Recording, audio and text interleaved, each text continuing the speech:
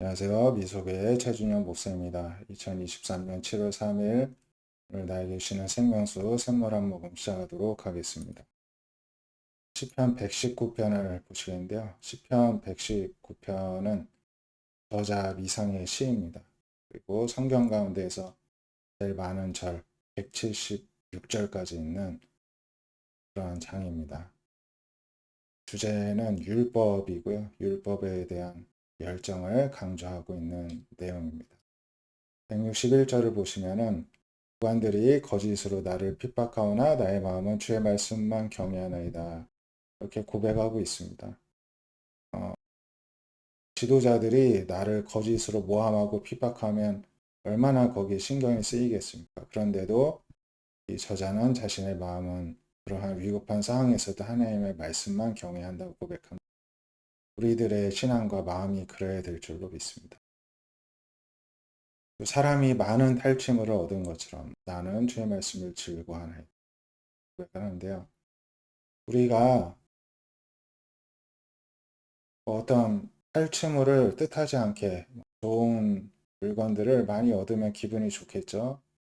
그런데 그런 것처럼 하나님의 말씀을 많이 가지게 된 것을 즐거워한다. 이렇게 시편 저자 고백하는데요. 우리들 역시도 하나님의 말씀을 소유한 것을 최고의 기쁨과 즐거움으로 여겨야 될 줄로 믿습니다.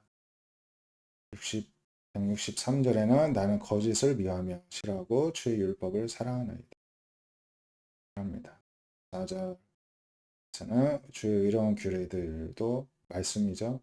말씀으로 말미암아 하루 7번씩 주를 찬양하나이다. 우리도 하나님의 말씀으로 인하여서 하루 7번씩이라도 하나님을 찬양할 수 있게 되기를 바랍니다. 주의 법 하나님의 말씀을 사랑하는 자에게는 큰 평안이 있으니 그들에게 장애물이 없으리이다. 하나님의 말씀을 사랑하는 것이 큰 평안을 얻는 방법이고 그런 인생의 장애물을 제거하는 방법이라 말씀하고 있습니다. 여호와여 내가 주의 구원을 바라며 주의 계명들을 행하였나이다. 주의 증거들을 지켜 싸우며 나의 이를 지극히 사랑하나이다. 주의 법도와 증거들을 지켜 싸우니 나의 모든 행위가 주 앞에 있습니다. 이 저자는 단순히 율법을 묵상하고 소유하고 사랑하는 것을 넘어서서 말씀대로 행하고 순종하였다 이렇게 고백합니다. 그것은 하나님을 사랑하고 말씀을 사랑하였기 때문이라고 합니다. 그래서 우리가 이처럼 하나님의 말씀을 우리들의 삶의 가장 중심에 놓는 삶을 살 수 있길 바랍니다. 이어서 열왕기상 21장에는 제목이 나봇의 포도원인데요. 북이스라엘의 왕 아합 왕이 나봇의 포도원을 빼앗은 사건이다. 아합 왕은 악한 왕입니다.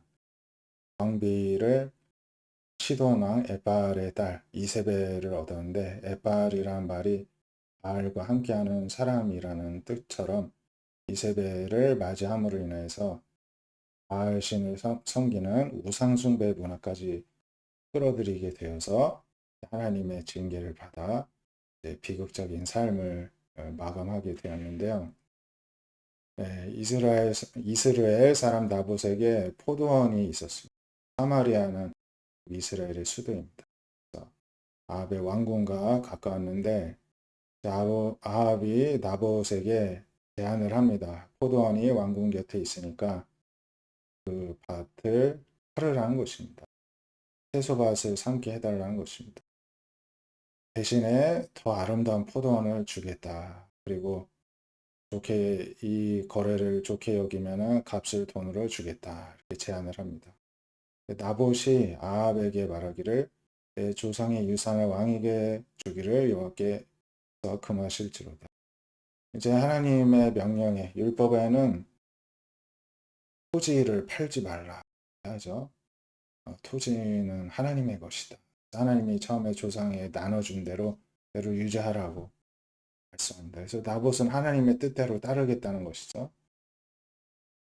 나합은 그런 것과 아랑곳 하지 않고 자기가 원하는 땅을 그냥 소유하겠다는 것입니다. 그래서 이 대답을 듣고 아합이 근심하고 답답하여 왕궁으로 돌아와서 침상에 누워 얼굴을 돌리고 식사도 안 하고 어린아이처럼 투정 부리고 있는 것입니다. 그 안에 이세벨이 와서 왕의 마음에 무엇을 근심하여 식사도 아니하십니까?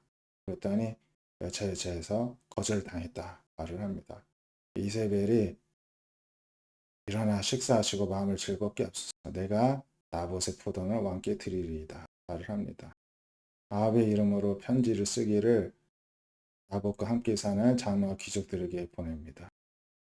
금식을 선포하고 나봇을 백성 가운데 높이 앉힌 후에 불량자 두 사람을 내 앞에 마주 앉히고 증거하기를 너가 하나님과 왕을 저주해야 했다.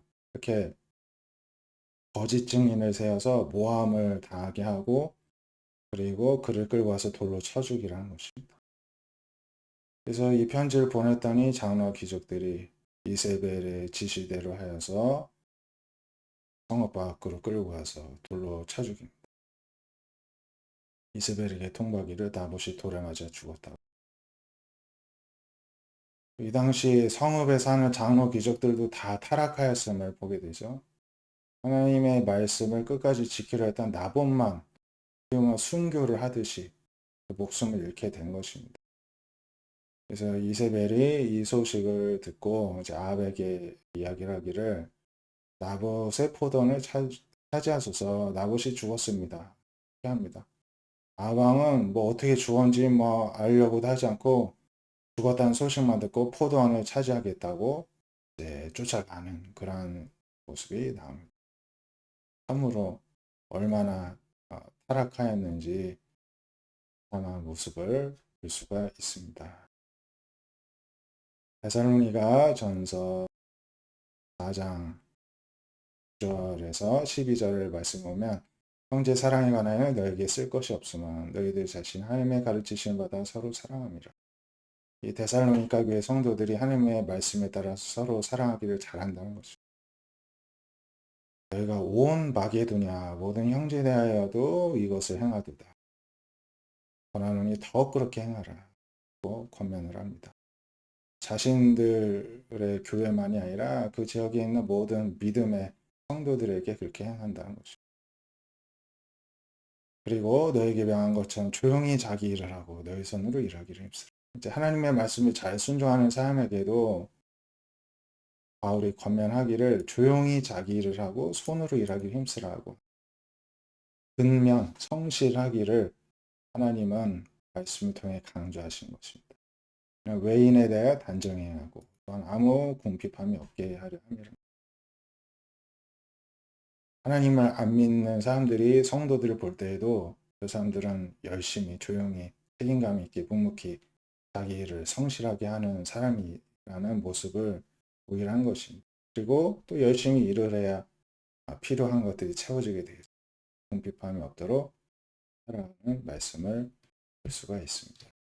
오늘 말씀처럼 우리가 하나님의 말씀을 늘 사모하고 또 행하기를 기뻐하기를 바라고요.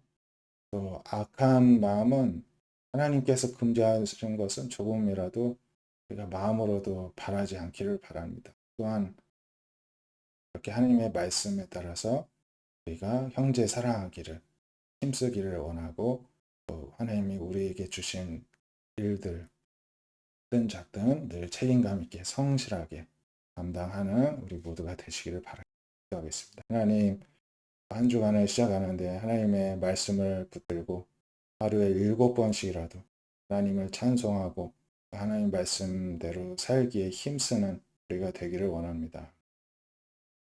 저희들 마음 가운데 탐심이 없게 하여 주시옵시고 하나님의 말씀에 만족하는 마음을 주시옵소서. 또한 모든 성도들을 사랑하기 힘쓰는 성숙한 우리가 되게 하여 주시옵시고 또 하나님께서 주신 일이 크든 작든 하나님께서 주신 것에 대해 감사함으로 여기고 또 성실히 근면한 생활을 함으로써 믿지 않는 자들에게도 모범적인 모습을 보여주고 또 우리들의 필요를 스스로 채울 수 있는 책임감 있는 성도들이 되게 하여 주시옵소서.